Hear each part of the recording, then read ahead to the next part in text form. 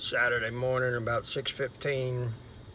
We're about to hook up to a trailer and drop it on location and go back home and hopefully not do any more work for the rest of the weekend. However, probably not going to happen. There's that old iron bull right there. This is what I do is I take my couplers off just as a security measure, and we put them on the trailer right there. Always like to walk around, kick your tires. That's how we do it in Florida. We got flip-flops on. Just take a walk around the trailer.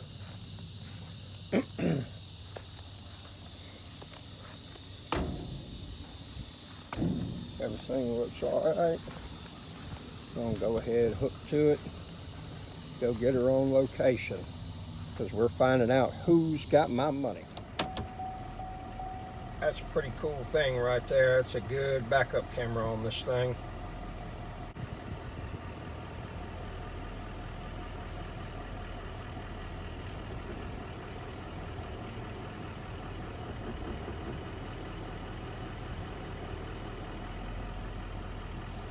That might be money right there. We're going to pull up just a little bit and then try to hit it again.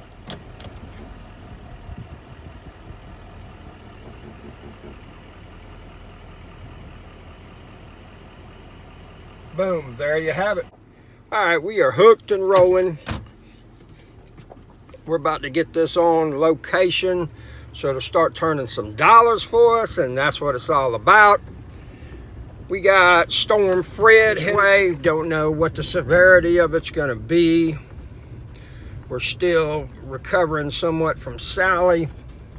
So this thing can move on down the road for all I care. I hope we don't get any of it. But if we do, you can bet I'm going to get out there and get every dime of that money I can if it does happen. All right, here we are. We're pulling up to our second situation for the day, and we got to pick up a trailer and take it away. Got that guy blocking the driveway like he's a boss or something. See, what I do is I get down on the ground, I look all in between my tires and everything like that. That simplex nail was found on the inside of the tire, so when I would drive off, the sidewall squishing down would probably get punctured. It wasn't there on purpose, it just happens, and so getting down and looking can save hundreds of dollars in tire repairs. This was it. We got it tarped now. We'll go get it dumped. It's been a good trailer for me. This is the second trailer I bought. $5,000 on it. Thought I was getting a great smoking deal. Nice iron bull, a couple years old. Now, I had to put $2,500 into it and everything to make it roadworthy and whatnot, so I'm real big on buying new equipment when you can, or where you know the history of it real well. A great deal might not be such a great deal when you get it, and then you got to put some money into it to get it to where it's operational. All right, we got it picked up. We got it behind us. We're headed to the landfill now. We're going to get it dumped. Hopefully, I got one other one that will be freed up and I can pick it up, get it dumped before it is time for the landfill to close. However, I do have a private transfer station that I'm able to take loads to, and it makes it real convenient, and especially on Sunday. And I've been very nice with these guys. And it is to the point where they have said, you know, if you ever need a heads up that you're going, go by there, drop your load. And, you know, so that's what happens when you're building relationships and being nice with people. And, you know, you just need to make those kind of things happen, because you never know when those people are going to be part of your equation, your success.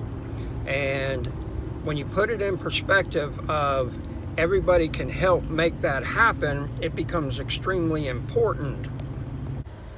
Here we are at the landfill. It's about like any other landfill.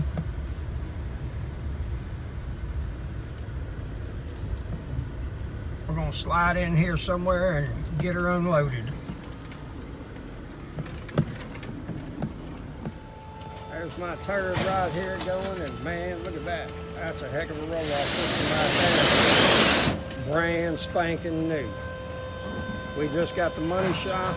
Everybody else, unloading by hand. We're gonna pull away and make this happen. Now this is where the remote control pays for itself is that we are headed back to get in line and we're not having to wait. And so I'm going to close my doors when we get back in line because I'm already waiting. And so it saves 5 minutes of your time by being able to do this. Really nice feature to have on your trailers, and for the amount of money that it costs, probably parts and labor, you're at 120 bucks, and you're not having that problem of having to wait around and everything like that. See, we're in front of two people that got there. I did. And if I had to stay there and wait for my trailer to go down, they would be in front of us, which means more time at the gate trying to get out. Every bit helps. You can see that long line of people down there and everything like that. So it'll be nice for us to shave off a few minutes having to sit. Oh, that sorry joker got in front of us. Man, how'd that happen? Unbelievable. Do they know who I am? We're going to put this remote back in here.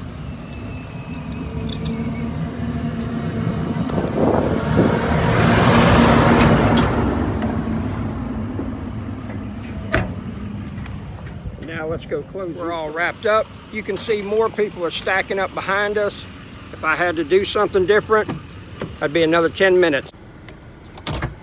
Now we're just going to go pull up. We haven't lost our place in line. Everything is good. We're able to pull away. Really, really nice.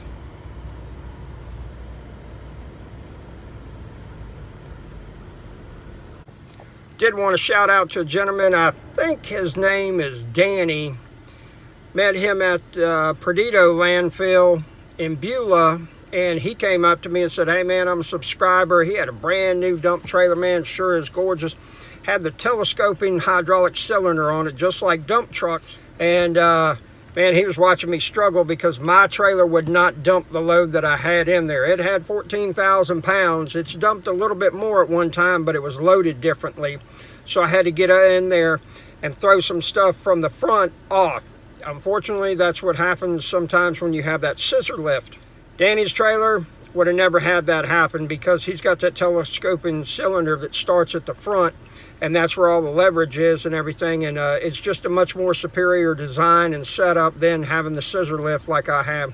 Now my U-dump trailer, that thing's got two cylinder on it. It doesn't have a scissor lift, and people will tell you they're turds. Man, I've had no issues out of that U-dump trailer, and that thing has dumped a lot of weight for me and everything. It has made its money and then some. I've been real happy with it. It, you know, that was that dark horse that came from the back of the pack and finished, and it's just been a really good trailer and very surprising, you know, because when I first saw it, I was like, you know, but I mean, hey, you know, the thing makes money and everything like that, but it's been a really good trailer for me, and would I purchase another one? Absolutely, I would. Well, we just had something occur that does not happen often. We were able to actually make a little bit of extra money on a dump because the fee came in $75 less than what we had figured it. Don't know how, but that's only about 1.5 tons at my landfill. And so, you know, some days you get lucky, some days you don't. And there you have it. So hasn't been all that bad. We're going to go drop this trailer. We found a lady's phone in the middle of the road. She called it. We're going to get it back to her, and then hopefully I got at least one more trailer that'll be done and ready for me to pick up and take to the dump, and that'll pretty much wrap this Saturday up. That was supposed to be a non-working Saturday. So much for that. Well, we got this trailer dropped. Sure like those hydraulic jacks on them. And we're gonna go get us a bite to eat.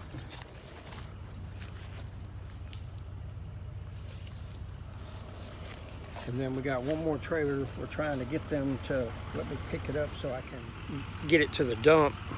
and have it emptied for when Monday comes, because I need to have 2 trailers on location come Monday. Crazy news just received. I was in contract to buy a manufactured home on property. My offer was $10,000. The mobile home, that manufactured house, whatever you want to call it, really bad shape. Somebody went in there, trashed it, put their fist through every wall inside, a lot of fixtures missing, needs a lot of work, okay?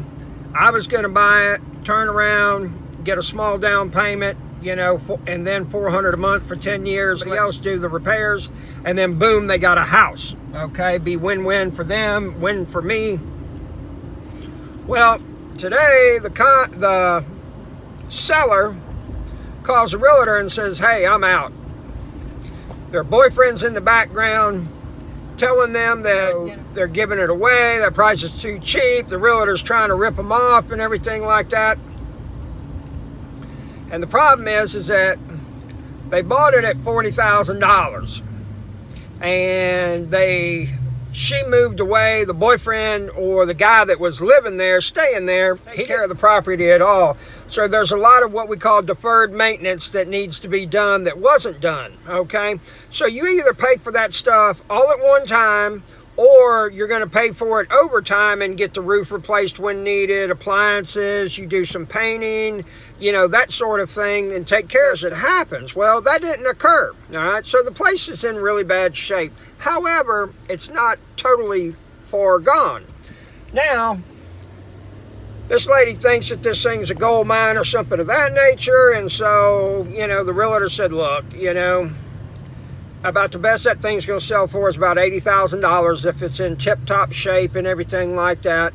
And the problem is that you're going to have to spend 40 or 50 on it. You already spent 40 on it to buy it. You know, all you're doing is throwing money away. I put it out there to a number of different people. This is the only guy got an offer back, okay? So, we'll just have to see. The game plan is to wait a few days, don't send her the cancellation notice, see if she comes around. Unfortunately, she's thinking emotionally. She's got this boyfriend, her, you know, she's giving it away. And who knows, she might get another $2,000 to $5,000, who knows. I doubt very seriously anybody would offer her more than that. The problem with a manufactured home, as far as being like a rental is that they're not very durable.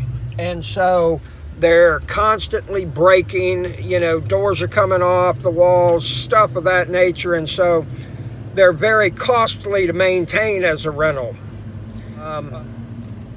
We'll just have to see, you know, but regardless, we're going to pick up another dump trailer. We're going to get by the dump before it closes today. We're going to make this thing happen, because I found out who's got my money. There's the old turd right there. Should be able to do something with it. Get it off to the dump. See what all they got in there. Oh yeah, that'd be all right. We are cutting it very close. Don't know if we're going to be making it or not, but we shall see. It closes at 5. It's about 4:45 right now. It's going to be a close one, folks. It's going to be like a photo finish, like Kentucky Derby.